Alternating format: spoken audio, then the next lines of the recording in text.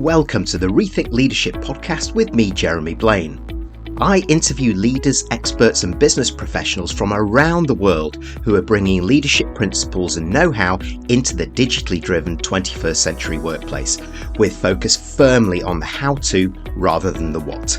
Each episode is in aid of a charity chosen by my guests, and since 2020, we've made donations to over 80 global and local causes. Welcome to this week's Rethink Leadership podcast with my guest, Scott Shute. Scott blends his experience as a Silicon Valley executive with his lifelong practice and passion as a wisdom seeker and teacher. In his most recent roles at LinkedIn, Scott was the head of mindfulness and compassion programs right across the organization. He's been a pioneer in creating workplace mindfulness programs and advancing the discussion around compassion in the work context.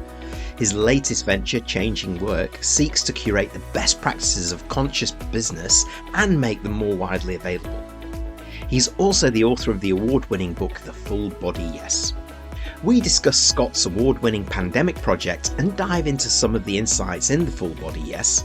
We segue into what makes a conscious, compassionate leader and how this engages, mobilizes, and motivates others, with examples from Scott and with tips for getting to more meaningful action in this respect as a conscious leader. This episode is in aid of Scott's charity of choice, the National Alliance on Mental Illness, NAMI, in California, to which we've made a donation and proudly promote through the Rethink Leadership Network. Scott, thanks very much for joining me. Please introduce yourself, your business, and your award-winning pandemic project and the book that came from it. Excellent. Well, I'm Scott Shute. I'm glad to be here. Hello, everyone. Hi, Jeremy. Quick version is I've had a career as an executive. I was at LinkedIn. I was the global VP of customer operations. But there's this other part of me. I've had a spiritual practice since I was a kid. I've been a meditation teacher since I was in college. And I finally brought that to work at LinkedIn, first as a volunteer, then as a full-time gig. I was the head of mindfulness and compassion programs at LinkedIn. I ended up writing a book during COVID time called The Full Body Yes, which, hey, it even won an award. It's an easy read. It's fun to read. So check it out. And these days, I started a company called Changing Work.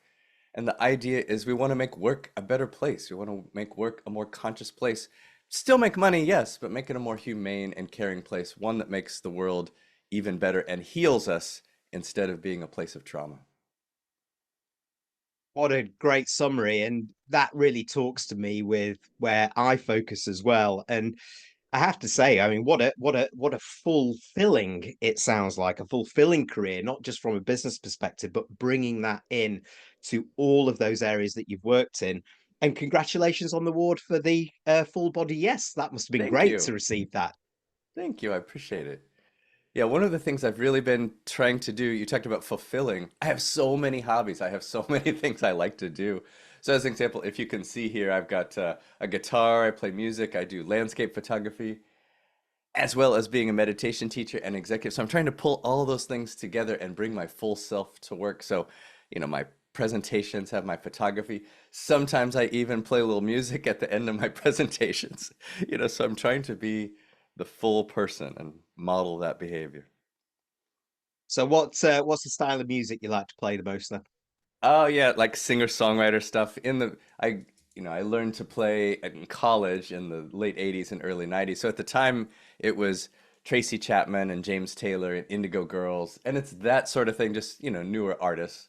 Well, maybe not all the way newer, but Damian Rice and, all the goods. You just reminded me, the Indigo Girls. Brilliant, Yeah. actually. Yeah, oh crikey, God, that takes me back, actually. Wow. Well, I could talk about music all day. I'm from Manchester in the UK, and it's illegal not to talk about Manchester music, particularly. But let me go on to you as a leadership expert, a mindfulness guru as well. Having looked at what you do and really appreciate the efforts that you're making in business, and I'm sure your customers do too. You're focused on creating great conscious leadership around all the practices that we have in business. So could you tell us a little bit more about what that entails, where the Sure, focus is, and particularly why it's important now? sure. Ah. Why it's important now? Well, for one, workers want more out of their lives, right? Over the history of work, over the last hundreds of thousands of years, workers were mostly in a bad position, right? It was landowners or kings who had all the power. But now, in the digital age, it's like this. You and I are both at home, which means we're working at home, which means we're sleeping at work, right? So our work-life integration is very high. And so more and more young people want purpose in their life. They want more meaning in their life. They want more meaning in their work. And they're choosing companies that give them that. And companies realize that in this digital age, the employees are by far the biggest resource or the biggest asset that they have. So there's more care around the employee experience. Okay, so then what do we focus on? Well, at LinkedIn, and still, my mission is to change work from the inside out. And I talked about both mindfulness and compassion. And this is a good place to start. I do distinguish the two. So mindfulness, I think about as our own self-development. It's an individual sport. It happens when, well, for me, when I close my eyes and I do my thing inside my head. And so for all of us, it's how do we develop individually? And then compassion is how we treat each other because we don't work or live in isolation. Now, in a company, this is really interesting. So mindfulness might belong kind of in the wellness space, but compassion, every single thing we do as business can have a compassionate starting point. And so the simplest way to think about that is when we move from me thinking to we thinking. In other words, at a company level, moving away from just thinking about shareholders and money to thinking about all of our stakeholders. How do we improve the we, the biggest we? And that means building extraordinary value for our customers. It means taking care of our employees and giving them an environment where they can do their best work. And it means having a great business model to take care of our shareholders. We can dig into it, but that's the starting point. Yeah, quite a lot to unpick actually there. And I like the way that you talk about that meaningful or fulfilling environment that employees are looking for, as opposed to that compassion, which can go much broader. And from my experience too, it echoes quite a lot of what I'm hearing in business. And would you agree with this, perhaps, that right now employees seem to have much more power of choice than they used to, even just 10 years ago, pre-pandemic, versus now in terms of what they want and what they need from a job, not necessarily a career for life. And therefore, that is challenging organizations to sort of pivot to that. That's right. It goes up and down. It's like a growing sine wave, meaning that I would say companies have a little more power than they did 2 or 3 years ago. But if you compare it to 10 years ago, absolutely. Employees have more voice. Companies are taking care of them or thinking about them in a different way. Everything from their mental well-being to their work-life integration, to the policies that we create around things like just a simple one, like time off for a death in the family, as an example. All of those things are becoming more geared towards employees. Yes, that's right. And even day-to-day work, being compassionate about the sheer amount that many are dealing with, even at senior level. I mean, this is actually where it plays, as you say, much broader than just as an employee.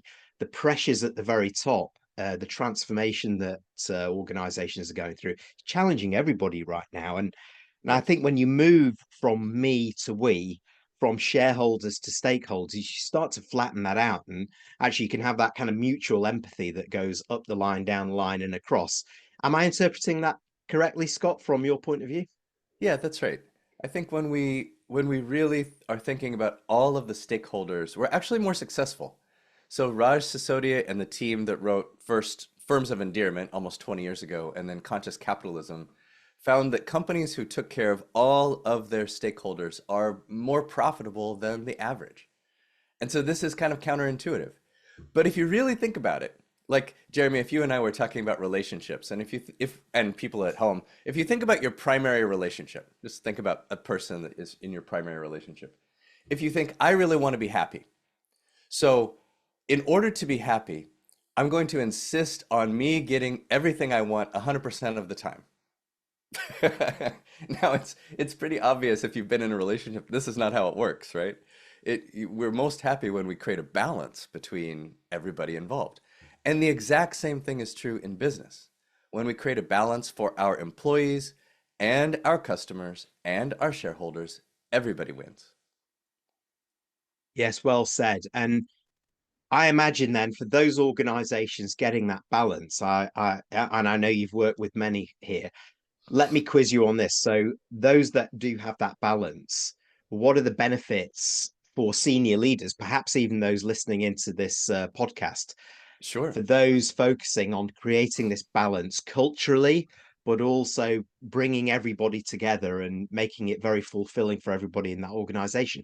And do you have any examples you can help us with? Yeah, sure. At the highest level, what does it do? It creates employees that are more engaged, right? One of the biggest challenges we have globally is lack of engagement with employees. And we know there's a direct correlation between engagement and performance. We know there's a direct correlation between employee performance and shareholder value, or the amount of money that we make. So ultimately, we get better results. And similarly, if we're thinking about on purpose, thinking about customer value, we're going to get customers that stay with us over the long haul. And those customers that stay with us over the long haul are more likely to stay with us when there's challenge, right? When we have pricing pressure from a competitor, when we have our own internal challenges, those customers will actually stay with us through the long term.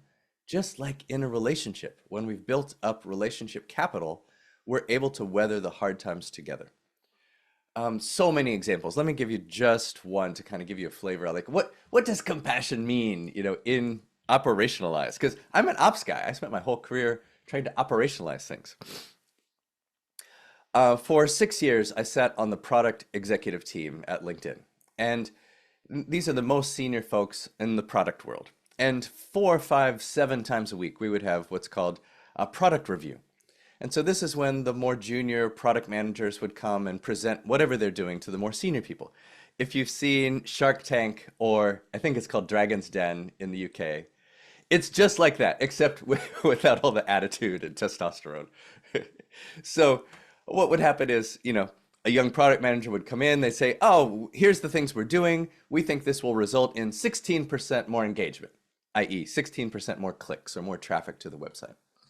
And the first question, if they don't answer it themselves, the first question is always, well, how's the member experience? Meaning, how's the customer experience with all this change? And if the answer is, well, did I mention it was 16% more clicks? If it's something like that, the meeting will just stop, and the product manager gets that sinking feeling. And then it becomes a half-hour discussion about our number one company value, which is members first. And I guarantee you they do not do that again. I guarantee you the first slide the next time is how much value they're going to provide to the customer. And so this is a way of building in this ethos that it's not just a bullet on the wall. It's not just a poster. It's how we do business. And it's how you're going to be measured. It's how we're going to hire. It's how we're going to ship every product. And so that clarity between our values and our operations has to be there. Yeah, the first thing that strikes me is that you were talking about customer value. You build that value, they stay for the long haul, they understand where you're going. It's exactly the same for the employees. We build that Exactly. value with employees as stakeholders, right? Am I right? Exactly. I'll give you an example. So a number of years ago, maybe 7 or 8 years ago, we had a fire at one of our sites in near Santa Barbara, California, in kind of middle California. And we had a site there of 300 or 400 people. And these wildfires were really powerful, and they ended up destroying 3 of the homes of where our folks lived. Mhm. And 2 of them were in my team in customer service. They're quite junior, front level, frontline customer service folks. And the rest of the team started a GoFundMe site, essentially a Mhm. fundraising for them, and raised something like 30 or 40 or $50,000 per person, each of the 3. And 2 of the people were actually able to buy a house or buy a place to live with that money, way ahead of their own kind of personal timeline. They had been renting before. And this is not something the company did. This is something that the culture of the company did because we have this ethos of taking care of each other. So it was just natural that people would rally, behind these folks. And I guarantee you, those three people were so loyal, remain so loyal to the company. Like no matter what happens, they're like, no, I'm in. I'm a believer. Like these people changed my life. And it's that type of care, whether the big things, like that's quite dramatic, or just the little things. I'll give you another example. So something simple like a policy, like a time off for death. I know some companies who's like, oh, your mother died. Well, you have 24 to 48 hours to grieve, and then you need to be back in the chair. It's like, and maybe that's not exactly how they're saying it, but that's terrible. Where other companies will have up the policy is you get a certain amount of time, but the real policy is you talk to your manager, and the manager will say, hey, Jeremy, you take the time that you need. Right? The work will be here when you get back. So just why don't you just stay in touch with us? Let us know how things are going. Let us know if we can do anything and come back when you're ready. And the difference between these two approaches is just earth shattering. It's just mind blowingly different on what a subtle little change can do.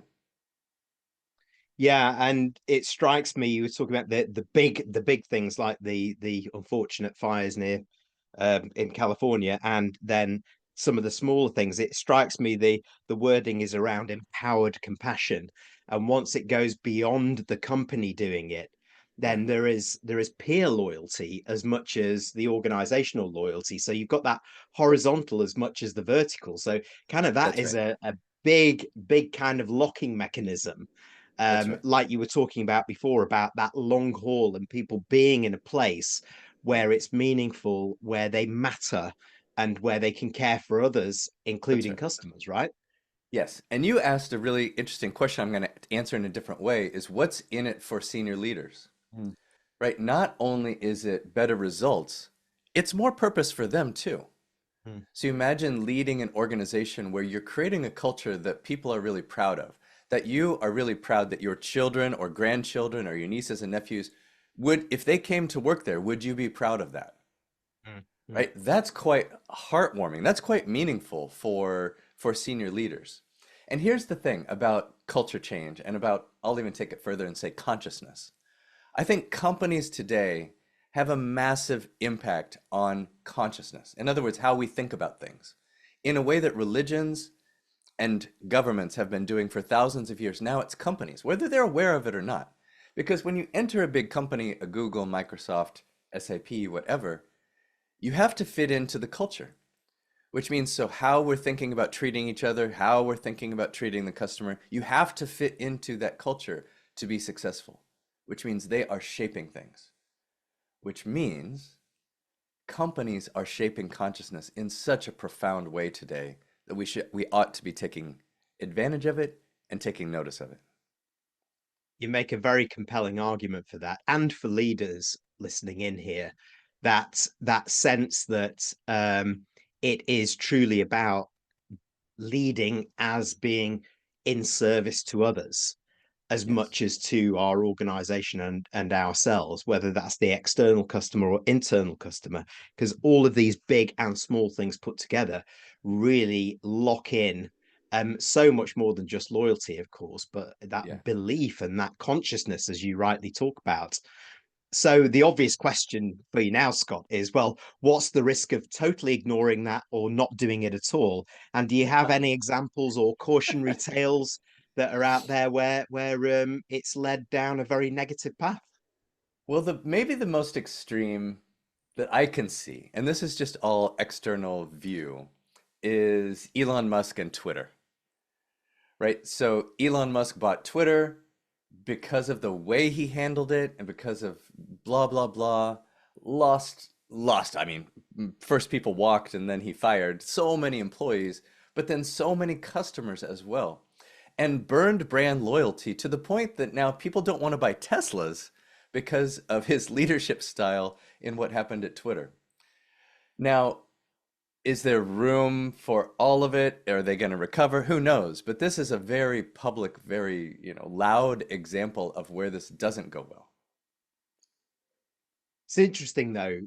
because there is a flip side to that. There is a real kind of cult of personality behind Elon Musk. Those leaders and those people that I talk to that really admire him really can't hear this what you're talking about, and it It's kind of true. drives me a little bit to distraction, I have to say, as well, which is you can't see this. It's true. So if we've got that mix of leaders who are trying to emulate these almost emasculated leaders, at these are almost old school leaders actually Yeah. in a new world, Yeah. what's the risk ultimately in the long term for them and their organization? How about for them? What do you want on your tombstone? Think about it. Do you want he or she provided 5% more CAGR on average? Or do you want he or she was an amazing leader and helped everyone around him? I mean, it's pretty simple. It's pretty simple. This stuff is not complicated. When we are a good person, when we solve for the whole over the long term, our company will do better, we will do better, we will be happier, our people will be happier, we will lead a more fulfilling life. It's look, we're humans and well, actually, we're Homo sapiens, right? We're animals. Every single thing we do, our first reaction is an animal instinct. So we already know most information. We know that broccoli is better for us than chocolate cake or a bag of crisps. But when we're hungry, what do we go for? Right? We go for the chocolate cake or the bag of crisps. Why? Because we're thinking about the short term. Why? Because we're an animal that's looking to add fat to our body so we can survive. It works exactly the same way in leadership. What are we thinking about? We're thinking about the short term project. We're thinking about the quarterly revenue, right? But if we could extend that, if we could think about the long term and solve for the long term, we're going to be happier, healthier, wiser, all of it. You're so right, and it reminds me of the adage that you're not trying to leave a legacy for others. It's about how you leaving a legacy in others, I like as that. a role model moving forward. And I totally get that, and I very much must come back to the point there and say well done on using the term crisps rather than chips there, Scott. That is very British of you. Because you lived here for a while, I'm very impressed. You know, I'm trying. So as we draw this to the close, Scott, there's so much richness that has come out of this conversation. So for those tuning in that want to really do something positive about this, what are the 4 or 5 tips that you'd offer those leaders who are willing to do different, to Sure, think about all of this? sure. Here's a few. One is think about your goals, right? Whatever you call them, OKRs, MBOs, quarterly goals, whatever it is. And evaluate your goals. Are they balanced? So as an example, when I was the VP of customer operations, basically head of customer service, I wanted to be able to sit down with any customer in the world and be proud to show them my goals, right? So I had operational goals, I had goals for the customer, and I had goals for employees. And so think about that balance. Does your scorecard, does your balance scorecard really create that? Because if you don't measure it, it doesn't happen. So you start with measurement. Then think about your team. The single biggest factor in high performing team over and over, we see the research, your leaders or your listeners probably know, is psychological safety. In other words, can I be myself in front of this team or in front of my manager? Can I fail or have struggle in front of them? I think even harder, can I win in front of them? You think about in a sales environment, if someone's already at 220% of quota and their friend next to them is at 70% of quota, is there going to be helping going both ways? Right? Both ways. So, and here's a little tip in a meeting. When you're starting a discussion, every meeting, as the leader, insist that the most junior person speak first. Why? Well, if you start speaking, everybody will say, "Oh yeah, that's okay. I'll defer to you." So we want to start from the bottom up. We want to make sure we're giving everybody a voice. And even that simple act shows that you care about the whole team, that you're curious. And for bonus points, during performance review season, we're all used to writing these performance reviews. Ask for one yourself, meaning if you deliver 8 performance reviews, ask for each one of those people to write you one as well. How can you be a better leader? It's quite a vulnerable thing, but there is a power, there's an extraordinary power in this vulnerability, because it means you're so comfortable in your own skin that you're willing to take it, that you're willing to listen. And that curiosity will really pull you closer to your team. So those are just a few things. Like I said, these things are super, super easy or uncomplicated, but actually not easy to do some of them at all. Yes, I'd agree with you on that, but some great tips to get started or have in mind for sure. And I'm also sure that many will want to continue this conversation, find out more. How do they do that, Scott? And how do they get in touch with you? Yeah, great. You can find me on LinkedIn or at scottshute.com. And also, if you want to join us on this adventure to change work from the inside out, we have a community at changingwork.org. And I have a special coupon code for your listeners. If you use the coupon code podcast24, you get a bonus month of free access, and come and say hi. And where can they get hold of your book, The Full Body Yes? Oh, everywhere books are sold, generally. Yes. Great. Well, it's been such a pleasure to listen to your wise words, Scott. Thank you very much for joining me. My pleasure. Thanks for having me. Thanks for tuning in to the Rethink Leadership podcast with me, Jeremy Blain. Please like, comment, and support us on your favourite platform, and subscribe to our YouTube channel where you can watch as well as listen to each episode.